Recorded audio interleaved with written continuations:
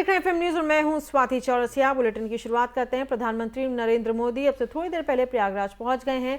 आपको बता दें कि प्रधानमंत्री प्रयागराज में महिलाओं को बड़ी सौगात देने जा रहे हैं। प्रयागराज दौरे के दौरान 2 लाख से अधिक महिलाओं की मौजूदगी वाले एक कार्यक्रम में वो भाग लेंगे, जहां पीएम मुख्यमंत्री कन्या सुमंगला योजना के तहत 1 लाख से अधिक लाभार्थियों को कुल 20 करोड़ रुपए की अधिक की राशि हस्तांतरित करेंगे। कार्यक्रम में 2 लाख से ज्यादा महिलाएं शामिल होंगी। इस दौरान प्रधानमंत्री महिलाओं को आवश्यक कौशल, प्रोत्साहन और संसाधन प्रदान करके विशेष रूप से जमीनी स्तर पर महिलाओं को सशक्त बनाने के लिए प्रधानमंत्री के दृष्टिकोण के अनुसार कार्यक्रम आयोजित किया जा रहा है। बता दें कि पिछले 1 महीने में पीएम मोदी उत्तर प्रदेश में वो 10वीं बार आज आपको 10वां दिन बिताने जा रहे हैं। यूपी चुनाव से पहले पीएम मोदी ने बीजेपी के चुनावी अभियान की कमान अपने हाथ में ले ली है। उत्तर प्रदेश में 2 महीने से कम में चुनाव होने की संभावना है। और इसी खबर पर ज्यादा जानकारी के साथ हमारे संवाददाता हमारे साथ मौजूद है इस वक्त पीयूष पांडे मेरे साथ फोन लाइन पर जुड़ रहे हैं प्रयागराज से। पीयूष, क्या ताजा अपडेट्स आपके पास? प्रधानमंत्री मोदी प्रयागराज पहुंच चुके हैं, क्या कुछ देख पा रहे हैं आप कार्यक्रम स्थल पर? हवाई अड्डे पे हो चुका है। यहाँ से उनका काफिला धीरे धीरे परेड ग्राउंड के लिए निकलेगा, जहाँ पे एक विशाल जनसभा का आयोजन किया गया है, जिसमें कि प्रधानमंत्री के द्वारा मातृशक्ति के योजना के तहत 1230 करोड़ रुपए का उपहार देने का प्रोग्राम है। इसमें आपको बताना चाहेंगे कि 75 महिलाओं को भी विशेष संवाद करेंगे प्रधानमंत्री जी, जिन्होंने आत्मनिर्भर होते हुए स्वयं अपना कार्य किया और अपना रोजी रोजगार का विशेष अपना आयोजन किया था और उनसे महिलाओं को प्रेरित भी किया था और उनसे जुड़कर कई महिलाओं ने भी अपना स्वयं रोजगार शुरू किया है। तो इसके तहत प्रधानमंत्री जी जो है वहां पर 1230 करोड़ रुपए का उपहार देंगे और 12:45 का कार्यक्रम था इनका, जो कि अभी थोड़ा सा विलंब हो रहा है और बस अभी प्रधानमंत्री जी का काफिला निकल ही चुका है और परेड मैदान में पहुंचने ही वाले हैं। ठीक है, देखिए ये उनका 10वां दिन है कुल अभी तक यूपी में। उत्तर प्रदेश के चुनाव से भी जोड़ करके इसको लगातार देखा जा रहा है, क्योंकि एक के बाद एक भेंटे, उद्घाटन, शिलान्यास लगातार प्रधानमंत्री और मुख्यमंत्री साथ आकर के कर रहे हैं। उत्तर प्रदेश चुनाव से भी इसको लिंक करके तो देखा ही जाएगा। बिल्कुल बिल्कुल, देखिए जिस तरह की उत्तर प्रदेश चुनाव का भूगोल बच चुका है, सभी लोग अपने अपने तरीके से प्रभावित करने को लग रहे हैं। बिल्कुल इसको भी उसी लय में देखा जा सकता है कि जिस तरह का ये आयोजन हो रहा है और महिला सशक्तिकरण के नाम पर इतना बड़ा फंड का आवंटन किया गया है। हालांकि यह मोदी जी पहले भी करते आए हैं, परंतु विपक्षी जो है वो इसको यूपी चुनाव से ही देखकर कह रहे हैं कि यह एक जुमला है जो कि वोटरों को लुभाने के लिए किया जा रहा है। आखिर इससे पहले ऐसी योजनाओं को क्यों नहीं शामिल किया गया? ठीक है, बहुत शुक्रिया पीयूष हमसे जुड़ने के लिए। तो पीयूष पांडे हमारे संवाददाता जुड़े हुए थे प्रयागराज से हमारे साथ और तमाम चर्चा कर रहे थे। पूरा कार्यक्रम उन्होंने विस्तार से बताया प्रधानमंत्री का क्या होने वाला है, और प्रधानमंत्री के कार्यक्रम की शुरुआत में कुछ समय लग रहा है। जाहिर सी बात है, जब इस तरीके के राजनीतिक कार्यक्रम होते हैं तो कुछ विलंब होता है। फिलहाल रुक करते हैं अगली खबर का। कांग्रेस के पूर्व अध्यक्ष राहुल गांधी ने पंजाब और कुछ अन्य जगहों पर भीड़ द्वारा पीट कर कथित तौर पर मार डालने की हालिया घटनाओं की पृष्ठभूमि में मोदी सरकार पर हमला बोला है। राहुल गांधी ने आरोप लगाया है कि साल 2014 में नरेंद्र मोदी सरकार बनने से पहले लिंचिंग शब्द सुनने में भी नहीं आता था। उन्होंने thank you Modi ji hashtag के जरिए प्रधानमंत्री नरेंद्र मोदी पर निशाना साधते हुए ट्वीट किया है। उन्होंने लिखा कि 2014 से पहले लिंचिंग शब्द सुनने में भी नहीं आता था। बता दें कि बीते शनिवार अमृतसर के स्वर्ण मंदिर में और रविवार को पंजाब के कपूरथला कथित बेअदबी को लेकर भीड़ ने एक अन्य व्यक्ति की पीट कर कथित तौर पर जान ले ली थी। आपको बता दें, पंजाब में कांग्रेस की सरकार है। इससे एक दिन पहले राहुल गांधी ने ट्वीट कर महंगाई, पेगासस जैसे मुद्दों को लेकर केंद्र सरकार पर निशाना साधा था। राहुल गांधी ने ट्वीट पर लिखा था, ये एक ऐसी सरकार है जिसे सदन को संभालना तक नहीं आता।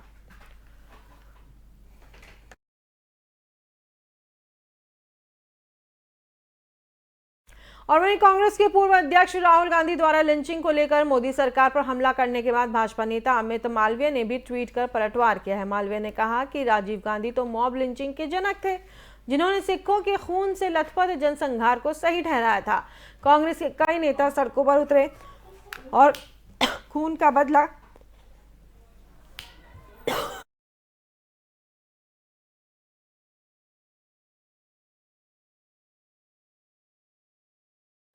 कांग्रेस के कई नेता सड़कों पर उतरे और खून का बदला खून से लेंगे जैसे नारे लगाए। महिलाओं के साथ दुष्कर्म किया, सिख पुरुषों के गले में जलते टायर लपेटे, जबकि कुत्तों को नालों में फेंके गए, जले हुए शवों पर ले जाया गया।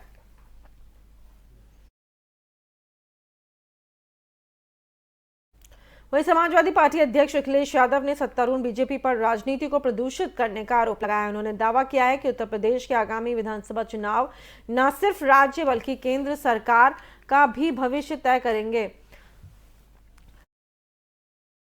बीजेपी के शासन में नागरिकों के अधिकार सुरक्षित नहीं है, लोकतंत्र को खतरा है। बीजेपी बार बार झूठ बोल करके अपनी गलत बयानी को सच बनाना चाहती है। वो चालाकी से सराबोर है और उसने न केवल नदियां बल्कि राजनीति को भी प्रदूषित कर दिया है। उत्तर प्रदेश के पूर्व मुख्यमंत्री अखिलेश यादव ने कहा, आगामी विधानसभा के चुनावों से प्रदेश का नहीं केंद्र सरकार का भविष्य भी तय होगा। बीजेपी का तथाकथित रथ जुगाड़ का है, जबकि समाजवादी रथ से जन आकांक्षाएं जुड़ी हुई हैं। समाजवादी पार्टी की विजय रथ यात्रा के पहिए रुकने वाले नहीं हैं।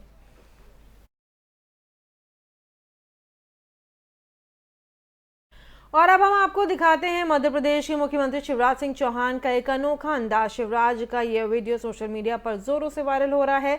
इस वीडियो में सिंधिया समर्थक मंत्री शिवराज सिंह चौहान के साथ शोले फिल्म का गीत गुनगुनाते हुए दिख रहे हैं। ये दोस्ती हम नहीं तोड़ेंगे, इस गीत में उनकी राजनीतिक इच्छा को महसूस किया जा सकता है। आपको बता दें कि रविवार को भोपाल में सीएम हाउस पर विधायकों को आमंत्रित किया गया था। ये पहला मौका था जब सभी विधायकों को परिवार सहित बुलाया गया था। इसमें सिंधिया समर्थक मंत्री भी पहुंचे और इसी दौरान मंच पर सबने मिलकर गाना गाया।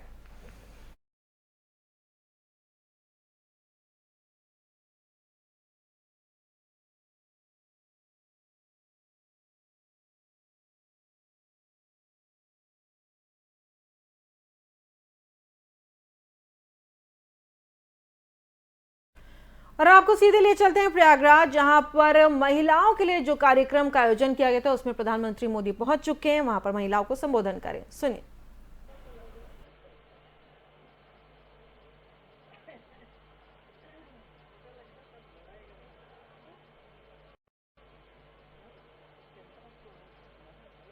सब में जोश भर रहे हैं माननीय प्रधानमंत्री जी।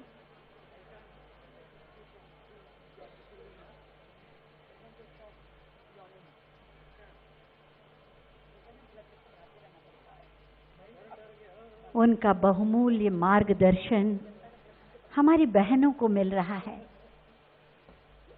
बीसी सखियों को मिल रहा है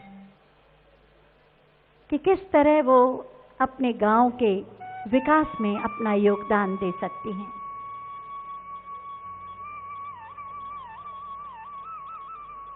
नन्हे से बच्चे पर अपनी ममता लुटाते माननीय प्रधानमंत्री जी, उनका ये ममतामयी रूप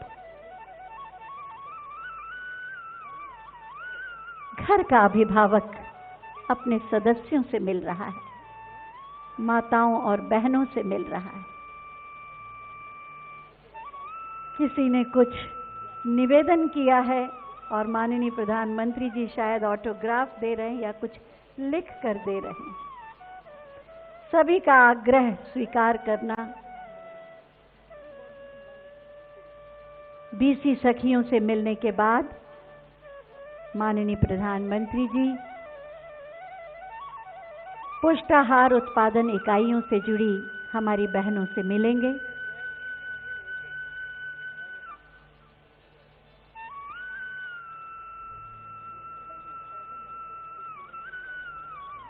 सभी के चेहरे पर एक संतोष का भाव, प्रसन्नता का भाव। और अब प्रधानमंत्री जी स्वयं सहायता समूहों की उन बहनों से मिलेंगे जो पुष्टाहार का निर्माण करती हैं। आप सब स्क्रीन पर अगर ध्यान से देखेंगे तो बिना आवाज के भी आपको उनकी बातों की, भावों की सुगंध महसूस होगी। प्रवेश कर रहे हैं माननीय प्रधानमंत्री जी पुष्टाहार का निर्माण करने वाली बहनों के कक्ष में।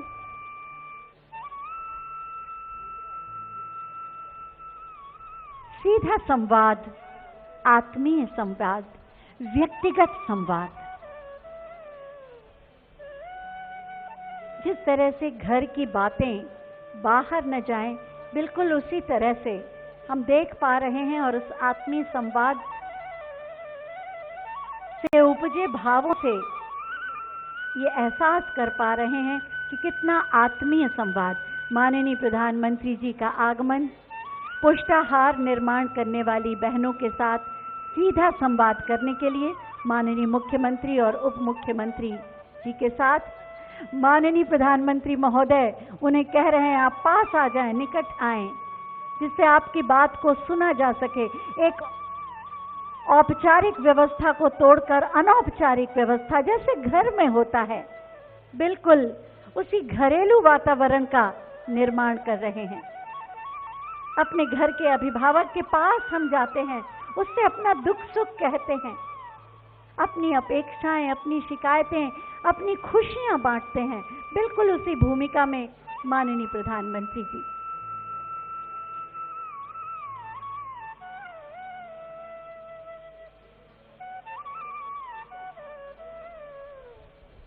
पूर्ण गुणवत्ता के साथ पुष्टाहार का निर्माण करने वाली ये बहनें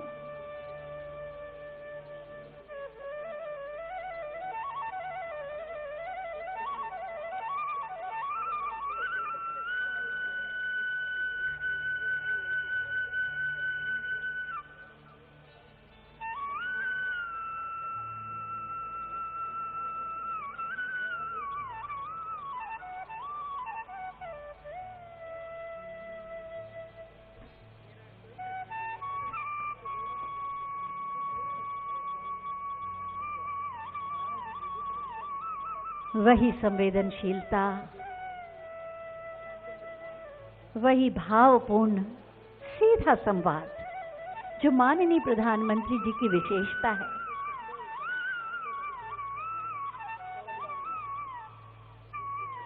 अपने परिवार के 135 करोड़ लोगों के साथ यथासंभव सीधा संपर्क,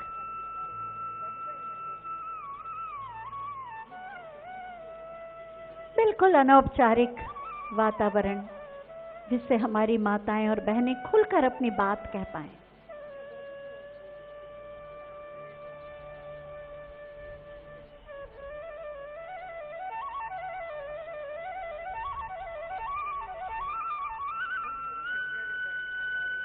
एक 148 लाख लाभार्थियों को लाभ मिला है पुष्टाहार की इस योजना से जुड़कर। कितना अधिकार, कितना अपनापन, कितनी आत्मीयता,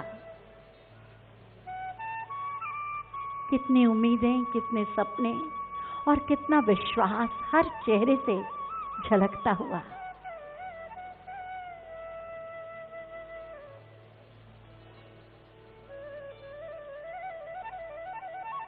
मातृशक्ति का सम्मान है जब आप उससे अपना उसका दुख सुख बांटते हैं।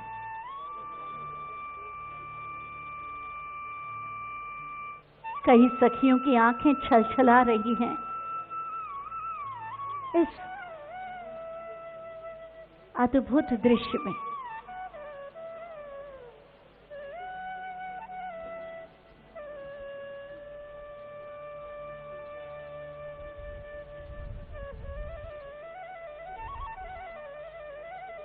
भविष्य की योजनाओं को समझाते हुए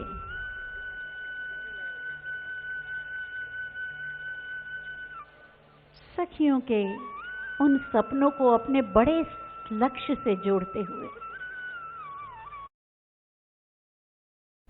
और अभी आपने तस्वीरें देखी प्रयागराज से प्रधानमंत्री मोदी जिस तरीके से तमाम महिलाओं से जो उद्यमी हैं, जिन्होंने खुद अपने कार्य शुरू किए हैं, अपने गांव को और उत्थान की ओर लेकर के गई हैं, खुद स्वावलंबी होकर के उनसे बातचीत कर रहे हैं। आगे जो प्रधानमंत्री संबोधन करेंगे उनके आगे का कार्यक्रम FM न्यूज़ पर सीधा प्रसारित होगा, वो हम आपको दिखाते रहेंगे। रुक करते हैं अगली खबर का। उधर जयपुर में कांग्रेस नेता सचिन पायलट ने भी एक कार्यक्रम में एक गाना गाया। वो गाना भी एक तरह से सचिन पायलट का राजनीतिक संदेश है। जीना यहाँ, मरना यहाँ, इसके सिवा जाना कहाँ। देखिए, सुनिए ये।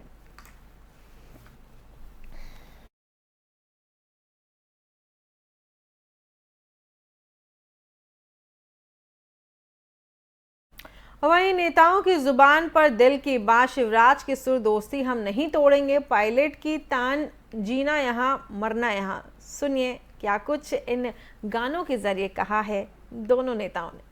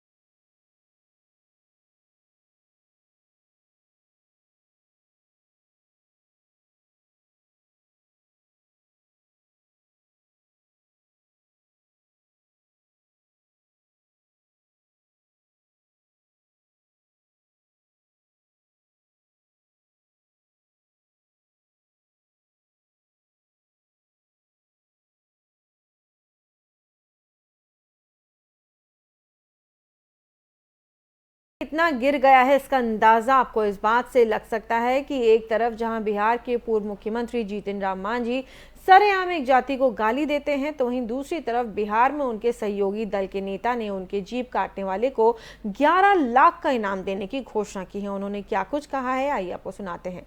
मांझी के बयान पर बीजेपी नेता का पलटवार। हिंदुस्तान के एक एक ब्राह्मण की ओर से, जन जन और कण कण की ओर से अगर आप हिंदू पे इस तरह से घात करते रहेंगे तो आपको हिंदुस्तान की सरजमी भागने के लिए कम पड़ जाएगी। और आप लोगों के माध्यम से आज मैं एक बड़ा ऐलान कर देना चाहता हूं। हिंदुस्तान में ब्राह्मण का कोई भी बेटा अगर जीताराम मांझी का जिहुआ काट के लाता है, उनके जीभ को काट के मेरे समक्ष लाता है, तो मैं 11 लाख रुपए का इनाम दूंगा। और मैं आप लोगों को कहना चाहता हूं, जीतन राम मांझी की हैसियत तो 11 टके की नहीं है। 1956 में बाबा अम्बेडकर मरने के पहले हिंदू धर्म में नहीं हुए, वो बौद्ध धर्म में होकर के उनकी मृत्यु हुई। वो कहे थे हिंदू धर्म इतना खराब धर्म है, आप लोग माफ़ कीजिएगा, हम सब लोग कहते हैं आजकल हमारे गरीब तबके के लोग इस धर्म की प्रायणता ज़्यादा आ रही है। सत्यनारायण पूजा का नाम हम लोग नहीं जानते थे, लेकिन अब हर जगह हम लोगों के टोला में सत्यनारायण स्वामी की पूजा होती है। और इतनों में शर्म लाज नहीं लगता हम लोगों का,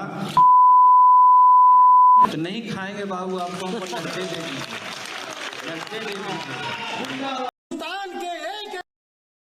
दिल्ली सरकार के डेंगू के सभी रोकथाम के उपायों के बावजूद राजधानी दिल्ली में डेंगू के मरीजों की संख्या कम नहीं हो रही। साउथ दिल्ली म्युनिसिपल कॉर्पोरेशन के जरिए सोमवार को जारी हुई साप्ताहिक रिपोर्ट के मुताबिक दिल्ली में 2 और लोगों की डेंगू से मौत हो गई, जिसके साथ दिल्ली में इस साल डेंगू से मौतों का आंकड़ा 17 हो गया है।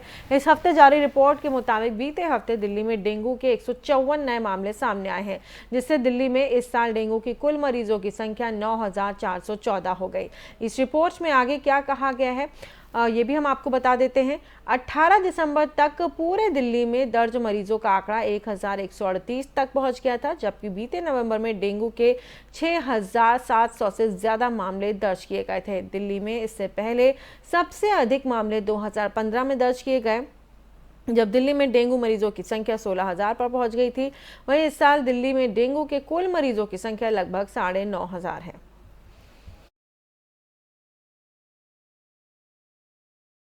वहीं उत्तर भारत इस वक्त जबरदस्त शीतलहर की चपेट में है। दिल्ली से लेकर कश्मीर तक शीतलहर का प्रकोप बना हुआ है। राजधानी में पारा सामान्य से 5 डिग्री लुढ़क करके 3.2 डिग्री सेल्सियस तक गिर गया, जो अभी तक इस मौसम का सबसे कम न्यूनतम तापमान है। ज्यादातर अन्य स्थानों पर भी न्यूनतम तापमान 3 डिग्री सेल्सियस से 6 डिग्री सेल्सियस के बीच दर्ज किया गया है। हरियाणा, पंजाब, राजस्थान और हिमाचल में भी हाड़ कपा देने वाली ठंड पड़ रही है। राजस्थान के चूरू में रविवार को सबसे कम 0 से 2 0.6 डिग्री सेल्सियस नीचे न्यूनतम तापमान दर्ज किया गया। अगर मैदानी इलाकों में न्यूनतम तापमान की बात करें तो न्यूनतम तापमान 4 डिग्री सेल्सियस तक पहुंच जाता है। तो आईएमडी शीतलहर की घोषणा करता है। बताया जा रहा है कि इस साल लानीना के प्रभाव के कारण उत्तर भारत में सामान्य से अधिक ठंड बढ़ गई है।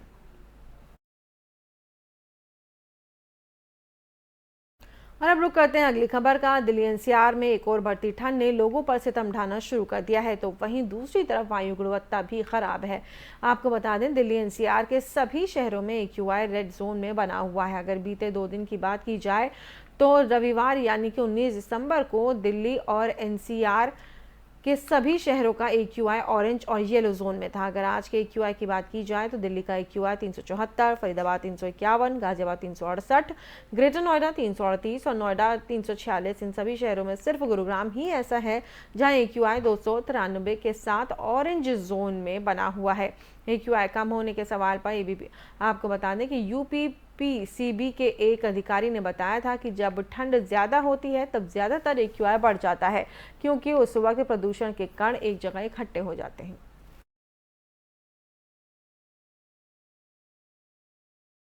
और इस बुलेटिन में फिलहाल इतना ही। देश और दुनिया की तमाम खबरों के लिए आप देखते रहिए एफएम न्यूज़।